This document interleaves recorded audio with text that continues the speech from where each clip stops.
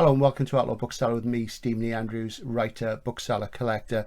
And I've been meaning for some time to talk about one of my favourite Robert Silveberg books. Silverberg's a bit of a feature on this channel, largely because he was one of the last of the sort of great SF writers that I made a big investment in sort of fairly late in my science fiction reading career. Even though I read him the first time early on, and I was affected in the 80s by some of his works considerably, it wasn't really until I rediscovered SF at the beginning of the century that I delved deep into his backlist and reappraised his work and found that I'd been wanting in my appreciation of him. So I've done quite a lot on the channel about him, and I think he's a neglected figure compared to, say, Philip K. Dick, who gets a lot of attention because Dick was, of course, brilliant. Silverberg is brilliant in a different way. And I think Dick's sort of status in the media has rather deflected the light from the other American great SF writers of the 60s and 70s. And Silverberg's still with us.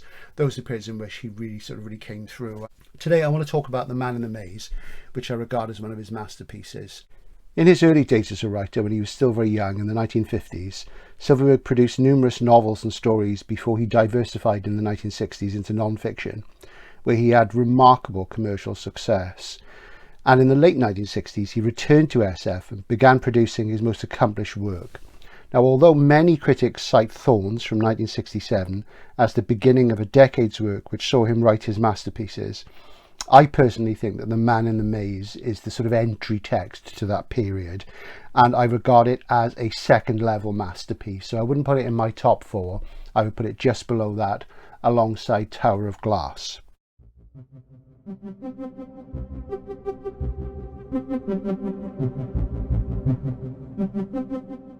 There is an in-depth video about Tower of Glass on the channel in which I review it over the course of about 25 minutes, so do take a look at that. So, as I say, I really believe that Man in the Maze is his first magnum opus. There are some good books before that, but this is when it really sort of steps up for me. And the sort of tight plotting and the moral message of the book, which is sort of typical of the burnished sharpness of Silverberg's best work, which came a bit later, combine the sort of sense of wonder of traditional SF with the literary attack of the new wave. You can see that starting to come in there. And it's very streamlined and sharp and a quick, easy read. It's very fleet, there's lots of sinew and there's no fat, but there's plenty of incident to keep the plot rolling along. He's got a magnificent command of character which bravely embraces some of the most unsympathetic protagonists, and he's got a really mature understanding of human motivations. He's not one of these writers who, want you to like everybody, that old sort of fake rule that everybody must be sympathetic. Silverberg doesn't do that. He makes some of the most unattractive characters eventually gain your sympathy. That is the mark really of a mature novelist. He's got a somewhat detached style at times, which allows him to conquer the difficult themes like power, guilt, redemption and transcendence. And he does this with a confidence that only the very best novelists of any kind can achieve.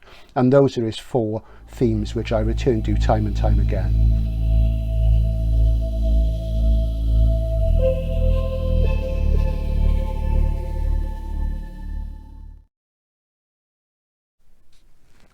The Man in the Maze was published in 1969 in hardcover in the UK by Sidgwick and Jackson. I suspect it actually was sort of dated a little bit earlier than that, and I'll just talk to you about the plot.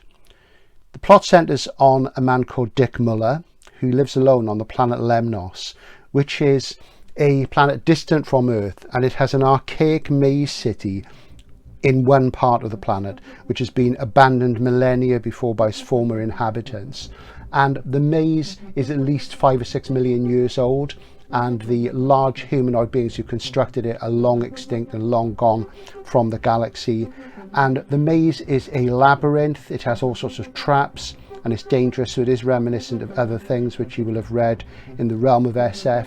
It's a zone novel, it's a trap novel, so there's similarities to things like the Strugatsky Brothers, Roadside Picnic. If you like that, there are similarities to things like Rogue Moon by Algis Budrys. And on rereading, the book also reminded me of Hyperion. Now, of course, Hyperion comes much later. If you enjoy Hyperion, you'd probably enjoy The Man in the Maze as well. Even though Hyperion has a number of different narratives from different viewpoints, this focuses on 3 characters. There is a sort of comparable thing going on there. And it's a wonderfully symmetrical book.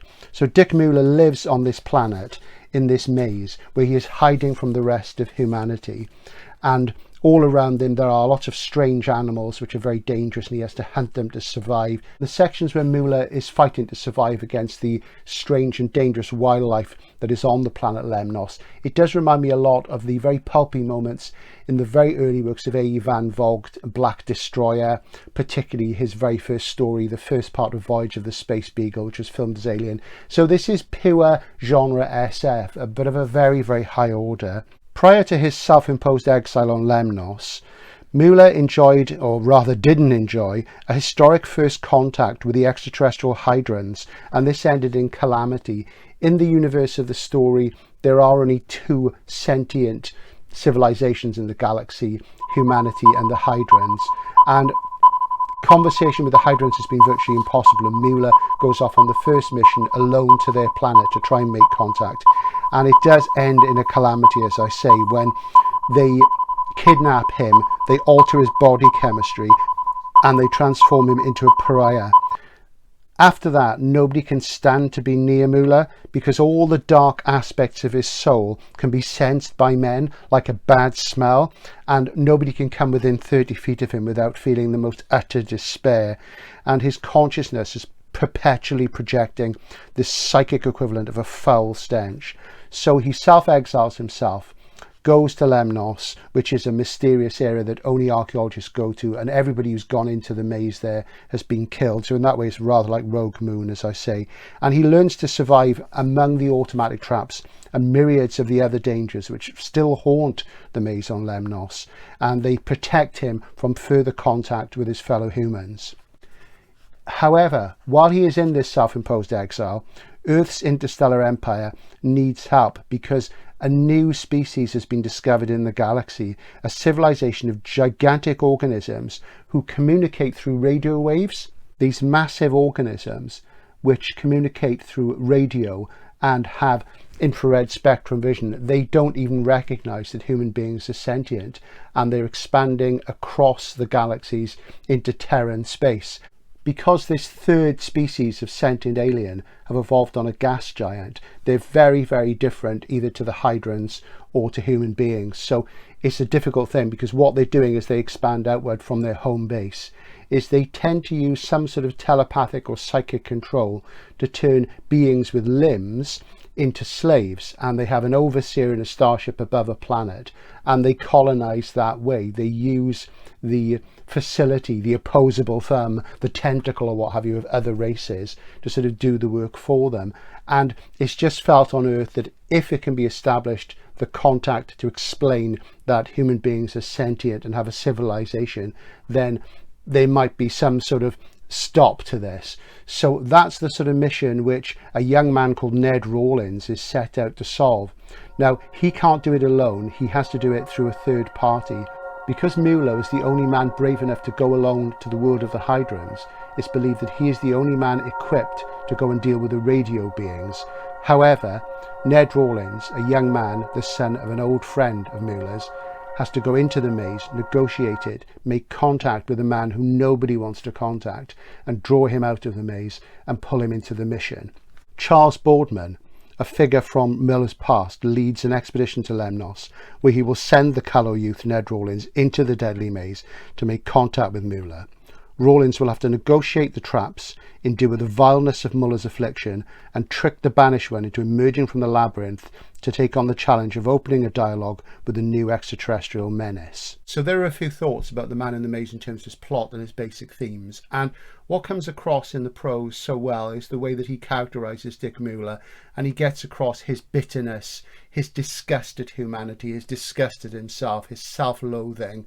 And you see this man's internal struggle, somebody who's gone from being a Nietzschean Superman who has everything ahead of him to becoming this complete outsider. And it's an interesting book because you see the transformation and the transcendence coming, the classic Silverberg theme. But the thing with Mueller is that he begins as a character, you don't dislike him, but he's a man who seems to have everything before him. He's physically very big, he's imposing, he's lucky with women, and he just seems to sort of push all before him, and he has this terrible experience at the hands of the Hydrons, and the way that's conveyed is absolutely marvellous. The difficulty of contact when there isn't any shared ground, and this is one of the things that fascinates me about first contact books, And I think the ones which focus on the idea that it's going to be very difficult to communicate with truly alien beings are the ones which are nearest to the mark. And I guess we'll find out in the future, I suppose.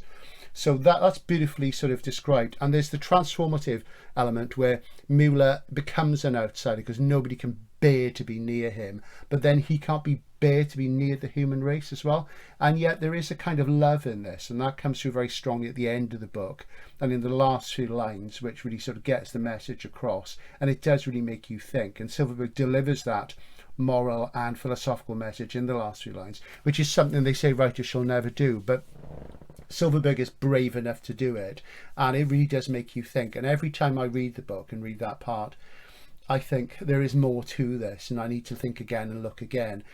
At the same time, besides its obvious literary virtues, it has all the virtues of great pure genre SF, the raw energy, the expansiveness, the sense of wonder, the sublime, and it's all expressed very beautifully in scalpel sharp tones, the way that Silverberg always does it.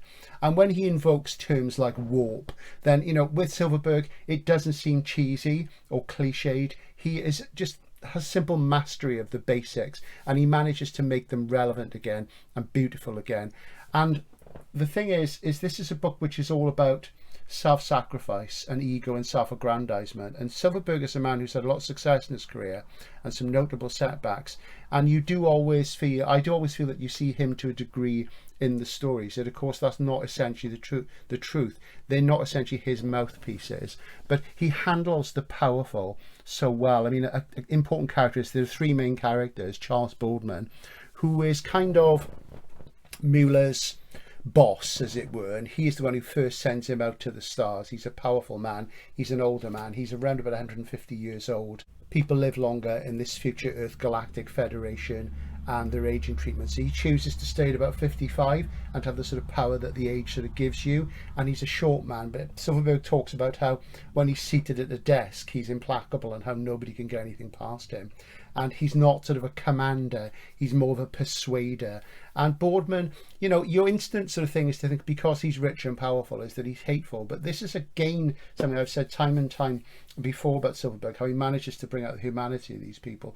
And Boardman is going to manipulate both the callow youth Ned Rawlins, the son of one of Mueller's old friends who is dead, into getting the man in the maze out of the maze. And you've got this tripartite structure where there's the older man who's in charge, there's the middle-aged man who's gone on this wonderful adventure and everything's turned incredibly sour and his life has been destroyed and he's become a self-imposed exile. And then there's the very young man who wants to expand and explore the universe, and he sees Mueller as a kind of mentor himself in a way, because he is similarly dismissive of his relationships with women on Earth, and he really wants to explore the cosmos and he wants to see a lot and he wants to go out there and do great things, which is exactly what Mueller wanted to do early in his career. So you see the sort of level of ego at all levels for these three characters, and it reminded me of the riddle of the Sphinx. You know, you've got the young man, you know, who crawls at the beginning on all fours, the mature man who walks upright on 2 feet, and that's Mueller. And then of course you've got the man with the stick, the third leg, you know, which is Boardman, and Boardman is relying on his age and experience, but he can't actually go and do the things that Mueller does. And at the climax of the book, which is magnificent, you get this wonderful streamlined sense of plot moving forward towards this apotheosis and this great moment where Mueller, after being convinced out of the maze, and another question is, who is the man in the maze? They're all in mazes themselves. They're all trying to find their way out and way through. And there's the bigger background picture. The stakes are very high. Mueller goes to the alien spacecraft for a final confrontation with these radio beings. And the way it's written, it's interesting because I'm always having a go at big dumb objects, and he enters a big dumb object, and it's done with such lightness and swiftness and speed. There's none of this sort of overarching, overbearing, oh wow business. It's just presented very nakedly and barely, but at the same time fascinating. And it's just the way that he takes you through all these different little steps in a short paragraph or two until the confrontation with the alien comes, and the wonderful resolved unresolved ending, which really sort of puts a hook in me. And the more I read The Man in the Maze, the more I enjoy it, and it's great fun getting there, because as Rawlins goes to Mueller through the maze, there's all these traps and these little things which will remind you of Stalker. It'll remind you of all those great things.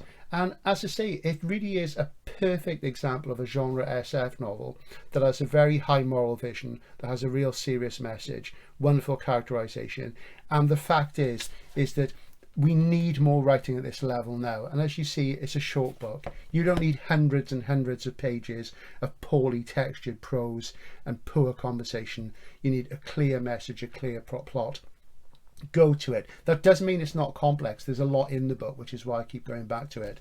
The first copy of Man in the Maze I owned was a tandem edition like this, and it wasn't this actual copy. I bought this quite recently in a book haul, and this one is in really beautiful condition. I have shown it before. But this was the sort of first edition I bought, and that would have been in the early 1980s. I'd recently read just before that Tower of Glass, which was my first Silverberg, and I was rather enthralled to Philip K. Dick then, and because Tower of Glass was about androids, I kept comparing it to Do Androids Dream of Electric Sheep, which is a very different sort of book with some different messages and some of the same messages. And even though I enjoyed both of these, it didn't quite grab me, but I've got very vivid memories of getting a copy of this somewhere in Cardiff second-hand and sitting on the bus reading it on the way home, the 10 miles to where I live, 10 miles from Cardiff to my house. And it's really sort of stuck with you, and I went back to it later on, and I've read it probably 4 times now and read bits and pieces time and time again. I do think it's a magnificent book. So that's a copy you can find out there. It's had numerous liveries and cover designs, as you'd expect. A really nice edition to watch out for is this one, the iBooks edition, which is about 20 years old, with an introduction by Neil Gaiman. And even though I'm not a massive fan of Neil's own work, he does understand story really well, and he compares this to one of the tales from Homer about a man who is wounded and he develops this sore which doesn't heal, and it absolutely stinks, it reeks, and nobody can bear to be near him. And because of that, this great warrior is sort of cast out, and the Trojan War goes on for 10 years. And the implication is that if this man hadn't been cast out because he disgusted his peers so much, that he would actually have been able to save them. So that's an important thing. And Silverberg himself does acknowledge that. And he says, yes, I stole that plot element from Homer. So he mentions that in this book at the back here, which I'm just going to show you now. Traveller of Worlds by Alvaro Zenas Amaro. And Alvaro Zenas Amaro has done this book-length interview with Silverberg, which is really good. And he did send me an email, heck of a nice guy. And I read this recently. And one of the things that comes up in one of the conversations, he transcribes these conversations. So it's a full book of talking to Silverberg 7 years ago when he was 80, because he is a grand old man now. And, you know, he does mention that he stole that. And it sort of ties into the idea that artists steal. And I've never liked that idea with everything I've said about modernism. But, you know, I like to think it's borrowing. So that's worth watching out for as well. And more recently in Subterranean Press, there's this omnibus, Among Strangers, which includes The Man in the Maze and 2 other novels. I don't have a hardcover first The Man in the Maze. It is quite uncommon. I would like one. Subterranean did this in 2022. It also includes Those Who Watch, which is a really good early novel, and Tom of Bedlam, which is a later one, and a novella called The Way to Spook City. So those are different editions of The Man in the Maze, and I urge you to pick whichever one up that you can. I really do recommend The Man in the Maze as one of the wonderful Silverberg novels.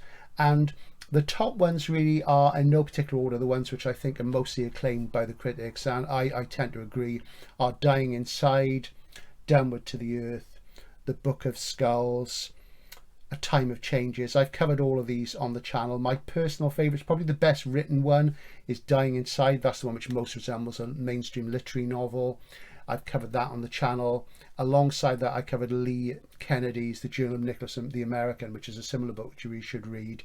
I've covered Down with the Earth very briefly because I think there's not a lot more that can be said about it that other people haven't said. The comparisons with Conrad. The Book of Skulls, there's a video just about that. And Time of Changes, which is just a book which changed my life. So I would put this close to those at the sort of second level down, as I say, with Tower of Glass. And it's a very wise book, a very beautiful book, and it is absolutely fantastic SF entertainment as well. And that's where the new wave really did something. It managed to connect that raw energy and speed and power of genre SF, of this pulp form, and pull it together with the most elegant writing in general fiction. This is Outlaw Bookseller signing out. Do read The Man in the Maze.